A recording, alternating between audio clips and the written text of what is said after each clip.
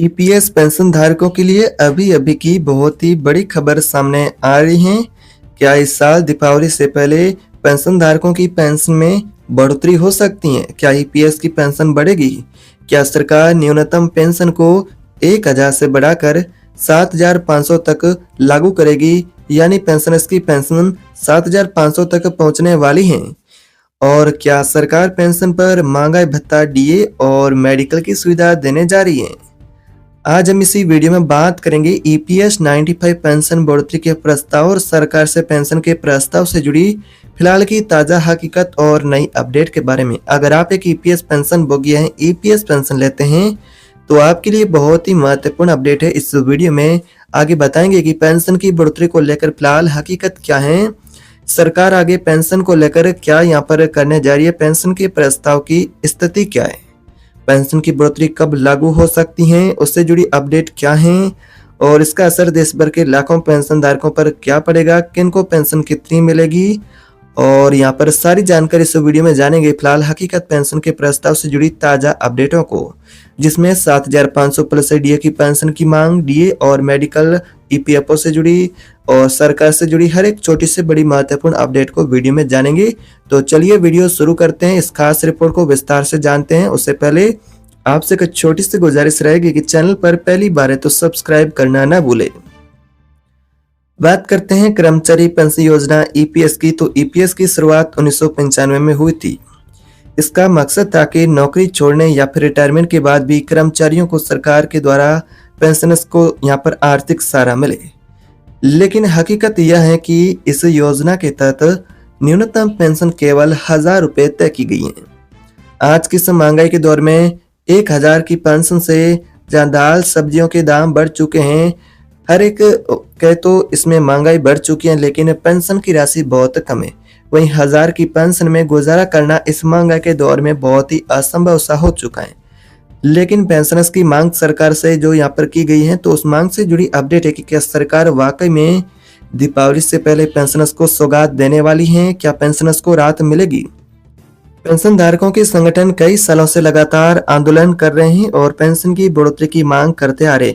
उनकी सबसे बड़ी मांग है कि न्यूनतम पेंशन 7500 प्रति माह हो, उस पर पेंशन भोगी को यहाँ पर जैसा कि महंगाई भत्ता, डीए भी मिले, डीए भी जोड़ा जाए और बुजुर्ग दंपति को मुफ्त मेडिकल की सुविधा मिले। तो ये पेंशनर्स की प्रमुख मांगे हैं, जिसको लेकर पेंशन भोगी पिछले कई सालों से लगातार मांग कर रहे हैं।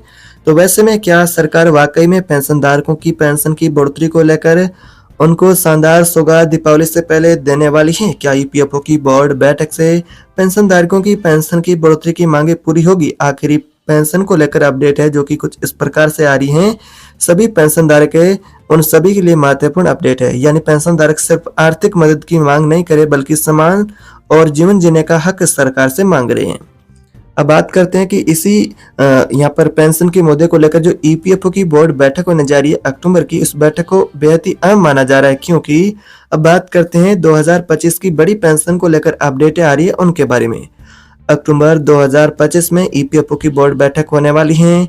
इस बैठक में न्यूनतम पेंशन को 1500 जो मिलती है वर्तमान में, उसे 2500 तक करने का प्रस्ताव भी रखा गया है। अगर ये लागू हुआ तो दीपावली से पहले पेंशनर्स को राहत मिल सकती है। पेंशनधारक ईपीएस के लाखों पेंशन भोगी, उनको पेंशन की बढ़ोतरी की सौगात भी मिल सकती है और यही पेंशन भोगी उम्मीद लगाए हुए इस बोर्ड बैठक से है कि आखिर हमारी पेंशन बढ़े।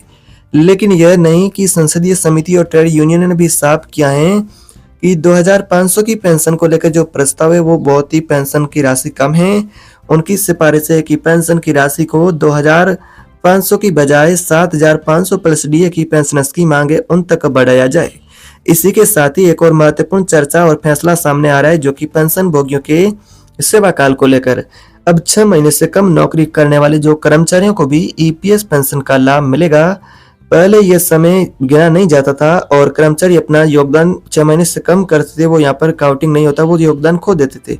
लेकिन नए नियमों से छोटे समय तक नौकरी करने वालों कर्मचारी होंगे, उनको भी, करने वालों को भी इसका फायदा मिलेगा, उनका योगदान है वो यहाँ पर उनका रहेगा। यानी कि यह बैठक सिर्फ पेंशन बढ़ोतरी ही नहीं बल्कि नियमों में बड़े बदलाव की गवाह भी बन सकती है।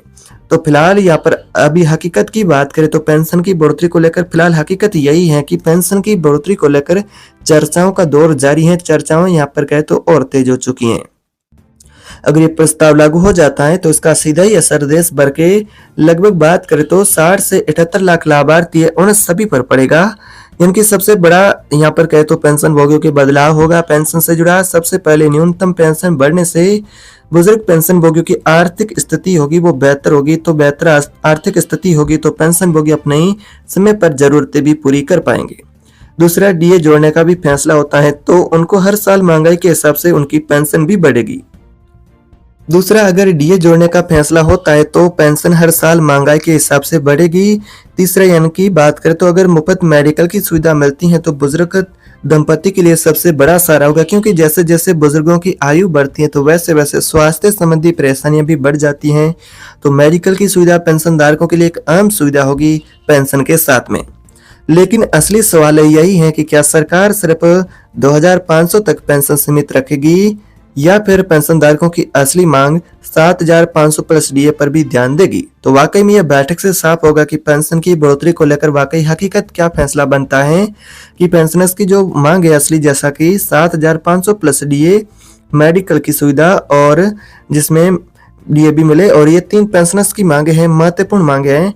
यही वजह की पेंशनर्स की निगाहें पूरी तरह से सरकार और ईपीएफओ की सब बोर्ड बैठक पर टिकी हुई है। उनको उम्मीद है कि सरकार आखिर पेंशन धारकों को दीपावली से पहले उनका असली हक दे सकती है। यानी कि पेंशन की बढ़ोतरी की सौगात मिलने की उम्मीद में पेंशन भोगी बैठे हैं। तो फिलहाल स्थिति यह साफ है कि अक्टूबर 2025 की होने वाली ईपीएफओ की बोर्ड बैठक में न्यूनतम पेंशन बढ़ाने पर चर्चा होगी, जो कि पेंशन भोगियों की निगाहें टिकी हुई हैं। 2500 का पेंशन का प्रस्ताव भी सामने आ सकता है, लेकिन पेंशनर्स की मांग है कि सरकार 7500 प्लस डीए की पेंशन लागू करे और मुफ्त में मेडिकल की सुविधा की मांग भी पेंशनर्स की बनी हुई है। अंतिम फैसला सरकार और ईपीएफओ बोर्ड की मंजूरी के बाद आएगा, यानी कि बोर्ड बैठक होगी, उसमें यहाँ पर पेंशन को लेकर क्या चर्चा होती है, क्या पेंशन को लेकर हकीकत बनती है, तो फिलहाल वो बैठक के बाद ही साफ होगा। लेकिन इस तरह की अपडेट आ रही है कि 2500 का प्रस्ताव है जिस पर भी चर्चा होने की संभावना बताई जा रही है, लेकिन 2500 की पेंशन 7500 की बजाय बहुत ही कम है। पेंशनर्स की असली मांग है कि 7500 प्लस डीए की मेडिकल की सुविधा पेंशनर्स को मिले। तो आपको क्या लगता है कि 2500 की पेंशन आपकी जरूरतें इस महंगाई के दौर में पूरा कर पाएगी? यानी कि पेंशन भोगियों की मांग है कि सरकार 7500 प्लस डीए और मेडिकल की सुविधा लागू करे। तो यहाँ पर अब सवाल आपसे है कि आपको ऐसा लगता है कि सरकार का यहाँ पर ये 2500 का पेंशन अगर लागू होता है तो आपके लिए पर्याप्त है, या फिर पेंशन धारकों को 7500 प्लस डीए का पेंशन मिलना चाहिए? अपनी राय कमेंट बॉक्स में जरूर लिखिएगा। अगर आप भी चाहते हैं कि पेंशन की सच्चाई ज्यादा से ज्यादा पेंशन धारक लोगों तक पहुंचे तो वीडियो को शेयर करें, सब्सक्राइब करना चैनल को मत भूलिएगा। हम आपको इसी तरह से सच्ची और भरोसेमंद खबरें पहुंचाते रहेंगे।